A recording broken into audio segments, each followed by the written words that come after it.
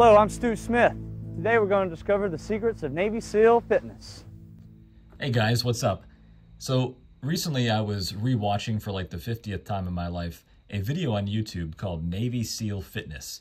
It was made back in the 90s, I believe, and it's starring an actual Navy SEAL who was their head of fitness, fitness instruction or whatever. His name is Stu Smith. And I have really only been into watches for maybe 6 years or so. So the other times I've watched Navy SEAL Fitness, I never noticed that Stu Smith happened to be wearing something kind of cool on his wrist. I wasn't sure what it was because the video quality is not, super high definition like it would be nowadays. I looked it up, tried to find a little more information about it, see if anybody else on the internet had wondered about the same thing. And sure enough, I found that Stu Smith has a YouTube channel that he updates regularly. So I reached out to him. I didn't really expect to hear anything back, at least not soon. But within 30 minutes or so, he responded and he was like, oh yeah, that watch was what I wore all throughout the 1990s. And it is a Timex Ironman. And he told me to check it out. And so I said, you know what? I will. Thank you very much, Stu Smith. Thank you for the suggestion. How can I turn down a suggestion from a Navy SEAL, let alone one that's been kind of instrumental in getting me into shape over the years? All right, good job. Now we're ready to start exercising. The Timex Ironman Triathlon. It's kind of a G-Shock for people that maybe don't want a G-Shock. It actually says shock on the back because it's incredibly shock resistant. It's a nice option for guys who maybe don't like the look or the feel of a G-Shock. Maybe they don't like the prices of most G-Shocks. And here it is. This is a nice kind of change of pace from that design. And like I said, if it's good enough for a Navy SEAL, then it's good enough for us. Workouts are hard, but they're not impossible. Now let's get moving. The case diameter on this Timex Ironman Triathlon, 41.86 millimeters. The thickness, 14.91 millimeters. It's actually raised a little bit above the crystal to give it a little bit more protection. I'd say this is thicker than a G-Shock, at least as far as the G-Shocks I've worn. But you'll see when it's on my wrist, I don't know.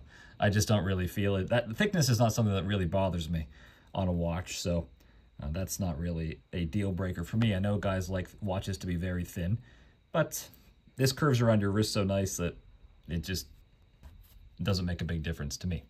The lug width here, 18.05 millimeters.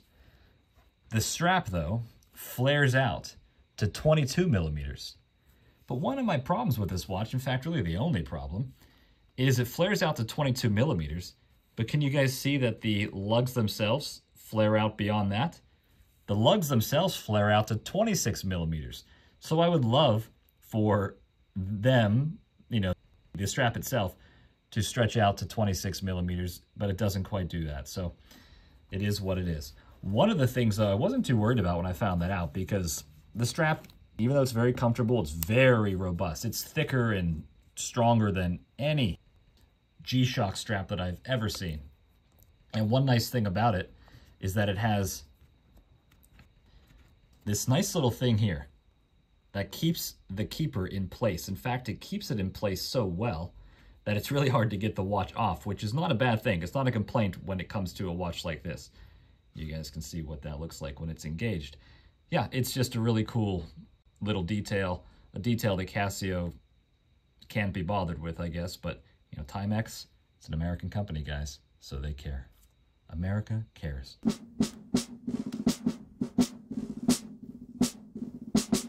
This is like the Timex Ironman Triathlon logo or whatever, this little man. It's cool whenever you see it here written into the word Ironman. Pretty neat, pretty clever.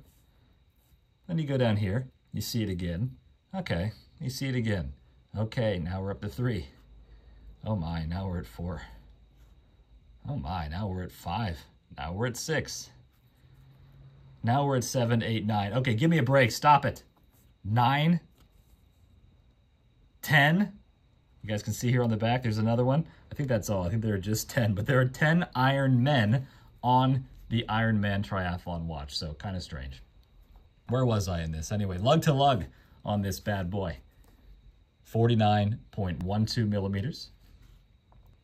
the price. I got this on Amazon. Let me get this strap undone here so that the watch can lay as flat as it can. Actually, I guess I'm not joking. It's actually kind of hard. And I didn't do myself any favors by only going to the first hole here. That's what she said. This watch really wants to bounce up. It does that thing that G-Shocks do where it's kind of shock resistant. The strap itself provides a good deal of shock resistance just because of the way that it's shaped. It acts like a spring if you drop the watch, but it also prevents you from laying it flat. Like, I don't think it'll stay here if I let go. Nope. Kind of funny. And that's just because the strap is so strong that it thrusts the watch upward. That's what she said. Okay, the water resistance on this, 200 meters, guys. Back to the strap, though. I noticed in the video that Stu Smith was wearing what looked to be a metal bracelet. Last one, fighting gravity all the way down. The negative pull-up. And that's what made me think at first it wasn't just a Timex watch. I thought it was some kind of crazy old school Anna Digi or something. It was really hard to tell, but I did think that that strap was awesome. I was like, oh man, I would love to find the same kind of strap for this, but they probably don't make it anymore. God bless the internet. On eBay, after about 2 minutes of searching, I found the exact same strap. This is for a Timex Ironman. The thing is though, I just so happened to have my Loris LumaBrite sitting next to my computer whenever I was opening up the strap whenever it arrived, and I realized that it's a perfect match. It is just, to me, it's a match made in heaven. I love the way these two look together, and so I put it on immediately, and it hasn't left this watch since, and that's probably where it's always going to stay. It's incredibly comfortable on the wrist. The metal part of this bracelet is bead blasted stainless steel, and in between these black parts, that is not PVD coated stainless steel. As far as I can tell, that's just plastic, but it's incredibly comfortable. Down here, the clasp, everything's very old school, very rudimentary, but gets the job done. It's very secure. That's actually kind of hard to get off, especially when you're as weak as me because you haven't been listening to Stu Smith. 2, 3, 4, and 5. And keep on repeating that one. Another thing, I want to give another plug to Stu Smith here.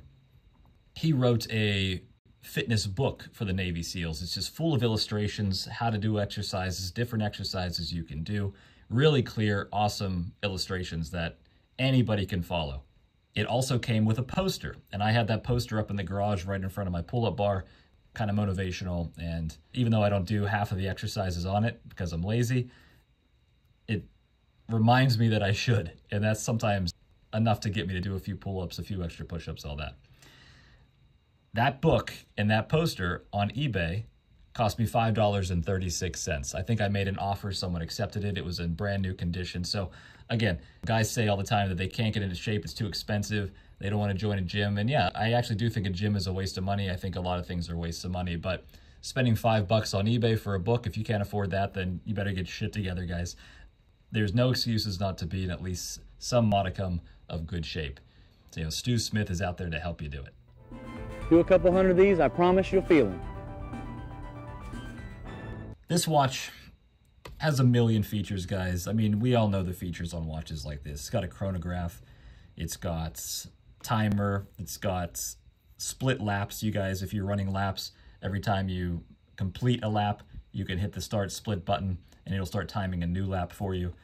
Typical chronograph stuff for the most part, different time zones, day, date, which I really, really love. Even says the month. Most watches don't say the month as well as the day and the date. Really nice perpetual calendar for 100 years or so. Huge LCD screen. I mean, this LCD screen puts any G-Shock that I've ever seen to shame. In fact, I am pretty sure that the numerals on this LCD screen are twice as high as that on any other G-Shock. So, yeah, I mean, what else is there to say? Clarity is everything, especially when you're running and exercising. All you gotta do is glance down. There's no question about what time it is. Viewing angle is really good. As you guys can see, really no angle that you can't see the time from. And case back has some specs on it. Nice closed case back, nice deeply stamped Ironman information there. So it's never gonna wear down. If you wear this thing for 40 years, this information on the case back is still going to be there. Nowadays, a lot of companies will just laser engrave in the shallowest, laziest, cheapest way possible on the back of their watches. It looks like Timex is still stamping things the old-fashioned way. The only real competition that I can think of for this watch is another Timex, and incredibly similar. This one here is from their Time Machines line. It's 35 millimeters instead of 41.86 over here. This fits me perfectly. I love this watch. This is probably the most comfortable watch that I own, if I'm being honest. And it really is the exact same kind of design with the exception of this split button right here. One more huge difference between these watches is that this one here is half the price. $49.26 for this, $25 for this on Amazon. You could probably find it for cheaper. But I love this watch. I wear it all the time. In fact, I wear it more than I wear the Iron Man. So make of that what you will.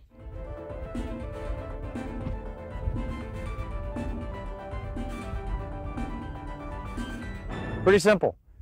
But all right, guys, nothing more really to say. It's pretty simple, pretty straightforward. If you're not a G-Shock fan or you're on the fence between getting a G-Shock and the Timex Iron Man, I'd say go with the Iron Man. I prefer it myself. It fits my wrist a lot more comfortably than a G-Shock. I find G-Shocks to be incredibly uncomfortable. And this one here, I don't even question. This one, again, half price, pretty much the same features, so nothing wrong with that if you want to go for it. To each their own. I'll end with a lume shot of the wonderful, wonderful Timex invention, Indiglo. It is amazing. It's the absolute best lume out there. I always say tritium is the best lume. Let's not kid ourselves. Indiglo is the best lume. No company, as far as I'm aware, has anything that even comes close to matching it. And this is kind of a negative Indiglo. Over here is the old-fashioned Indiglo, the one that I've always been familiar with, that whenever you push it, it fills up the entire screen. Over here, it only illuminates the numerals. So it is a new take on it, and it's probably better for battery life, honestly. So I would expect the battery on this over here to last for many, many years. And I expect this watch to be almost indestructible in that time. So fingers crossed. If it is indestructible, I will do a review on it 10 years from now, and we'll check back in on how the Timex Iron Man is doing. But I have absolute faith in this watch to get me through anything. So, all right, guys, you take it easy. Have a good week, and I'll talk to you next time. And Stu Smith, thank you very much for all the help over the years.